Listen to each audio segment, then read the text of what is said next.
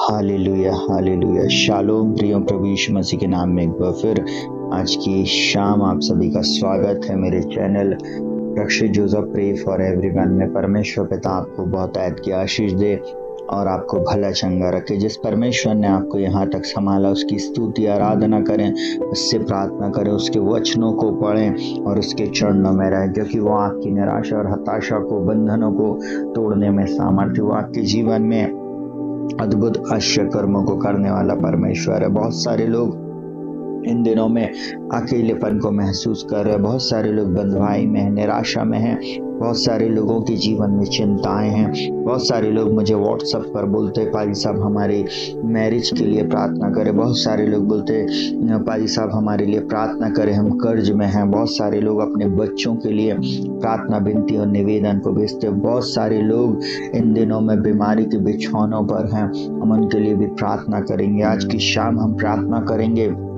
हर बंधुआई से मेरा परमेश्वर आपको छुटकारा दे और आपके जीवन में शांति आए, आपके जीवन में खुशी आए, आपके जीवन में परमेश्वर बहुत सारे बंद द्वारों को खोले। हालेलुया। हम उस परमेश्वर से जब प्रार्थना करते हैं उसके पहले हम एक वचन को पढ़ेंगे, क्योंकि हमारा परमेश्वर अद्भुत युक्ति करने वाला और पराक्रमी परमेश्वर, वो आपकी चिंता करता है। प्रियो, जब आप सुबह शाम की प्रार्थना को सुनते हैं, इन प्रार्थनाओं के द्वारा आप बहुत सी आशीष को प्राप्त करेंगे। बहुत सारे लोग अपनी गवाहियों को आप देखना YouTube के कमेंट्स में जाकर, तब आपको पता चलेगा कि बहुत सारे लोगों ने अपने कमेंट्स में लिखा कि हमने इन प्रार्थनाओं के द्वारा, इन गीत संगीत के द्वारा आशीष को प्राप्त किया है। आप भी अपने कमेंट्स जरूर से करें, परमेश्वर निश्चय आपको आशीषित करेगा। और अगर कोई ऐसी बात है तो आप हमको पर्सनल भेजें व्हाट्सएप नंबर पे और हम आपके लिए निश्चय प्रार्थना करेंगे और परमेश्वर आपको बंधनों से, निराशाओं से और दुष्शक्तियों के प्रभाव से आजाद करेगा। हालेलुया। आइए एक वचन को हम पढ़ेंगे और उसके बाद हम प्रार्थना में जाएंगे।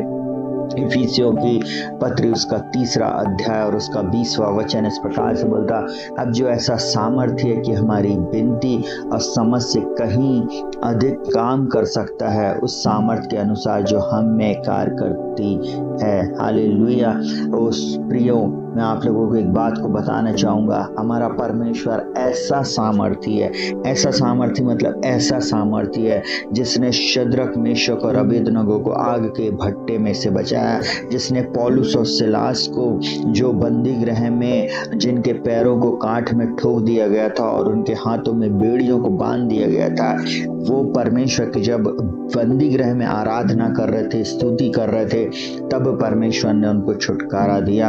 आपको मालूम है बंदी गृह से निकल पाना नामुमकिन बात थी, परंतु उनकी स्तुति और आराधना ने बंदी गृह के दरवाजों को तोड़ दिया, क्योंकि परमेश्वर का स्वर्गदूत उनके लिए उस कार्य को किया। और मैं ऐसा बोलूं कि परमेश्वर से प्रार्थना करने वाले, उससे विनती करने वाले, उसकी स्तुति आराधना करने वाले हमेशा विजयी रहेंगे, वे हमेशा सामर्थ्य रहेंगे, वे हमेशा निराशा और हताशाओं पे विजय को प्राप्त करेंगे। और मैं ऐसा बोलूँ वे कभी निराश रह ही नहीं सकते हैं, उनको कभी दुख होएगा नहीं। इसलिए हमेशा स्तुति आराधना करें, इसलिए हमेशा बाइबल को पढ़ें, इसलिए अच्छे संदेशों को सुनें और परमेश्वर की निरंतर, चाहे परिस्थिति कितनी भी विपरीत क्यों ना हो, परमेश्वर की आराधना करते रहें। तब आप अपने जीवन में चंगाई को पाएंगे, छुटकारे को पाएंगे।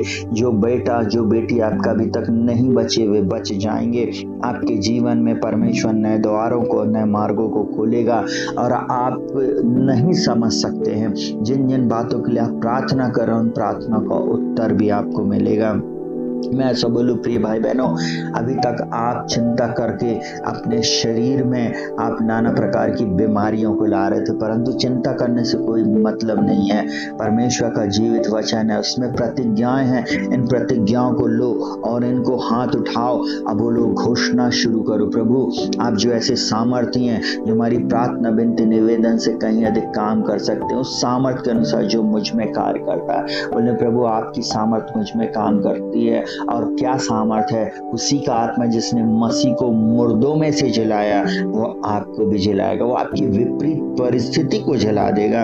आपकी मुर्दा स्थिति को जलाने में मेरा परमेश्वर सामर्थ्य है। आइए अपनी आंखों को बंद करेंगे, हम प्रार्थना में जाएंगे। जीवित पिता परमेश्वर, जितने भी लोग इस समय इस प्रार्थना में जुड़े हुए हैं, चाहे वो किसी भी जाति, धर्म, भाषा, कुल गोत्र के क्यों ना हो, चाहे वह दुनिया के किसी भी कोने से क्यों ना देख रहा हो, उन सब के ऊपर मैं तेरी चंगाई को बोलता, छुटकारे को बोलता, विजय को बोलता और अद्भुत आश्चर्य कर्म को मैं रिलीज करता हूँ। हर बंधन टूट जा, हर श्राप टूट जा और हर देखी अनदेखी शक्ति का प्रभाव इनको छोड़कर चले जाए। यीशु के नाम में मैं तेरे लहू में इन्हें ढांपता हूँ प्रभु जी, और हर व्यक्ति के ऊपर मैं छुटकारे की घोषणा करता हूँ प्रभु जी।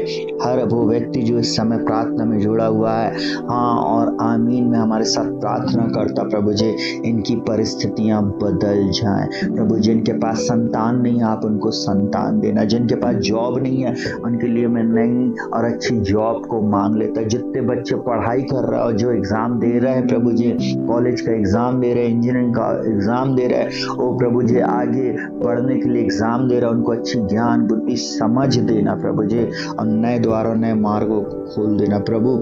मैं प्रार्थना करता हूँ जितने बीमारी के बिछौने पे हैं उनके बिछौनों को पलट देना प्रभु जी, और इनको प्रभु आनंद से भर देना है। इनकी सहायता, मदद और अगुवाई कर, और कल सुबह का प्रकाश आपकी दया में ये देखने पाए, यही मेरी प्रार्थना। मैं प्रार्थना करता हूँ अब तक आपने हम सबकी सहायता, मदद और अगुवाई किया है, आगे भी आप हमारी सहायता, मदद और अगुवाई करें। सारा आदर, महिमा, सम्मान आपको देते प्रार्थना को प्रभु यीशु के नाम से मांगते, सुनो ग्रहण कर, आमीन। प्रियो शालोम, प्रभु आपको बहुत आयत की आशीष दे।